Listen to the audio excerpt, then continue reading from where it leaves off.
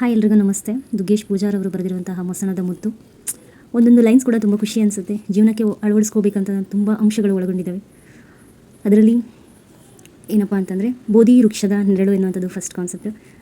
ಹಾಗೆ ನೋಡ್ತಾ ನೋಡ್ತಾ ಈ ಬುಕ್ಕನ್ನು ಈ ರೀತಿ ಎಕ್ಸ್ಪ್ಲೈನ್ ಮಾಡಬೇಕು ಅಂತ ಅನ್ನಿಸ್ತು, ಹೇಳಬೇಕು ಅಂತ ಅನ್ನಿಸ್ತಿತ್ತು.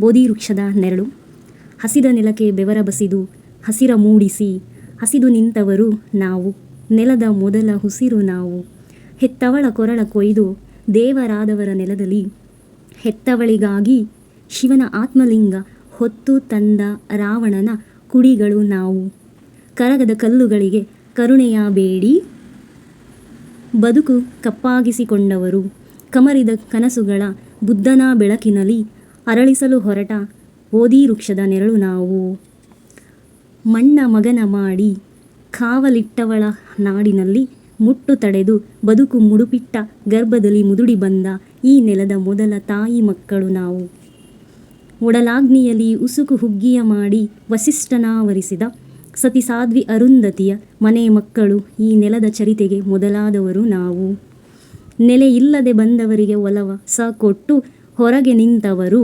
ನೆಲೆಯಿಲ್ಲದೆ ನರಳಾಡೋ ನೆಲದ ಮೊದಲ ಮಕ್ಕಳು ನಾವು. ತುಂಬ ಖುಷಿ ಅನಿಸುತ್ತೆ ನಿಜವಾಗ್ಲೂ ಹೇಳೋಕ್ಕೆ. ಇದೇ ರೀತಿ ಇನ್ನೂ ಹೆಚ್ಚೆಚ್ಚು ಬೇಕು.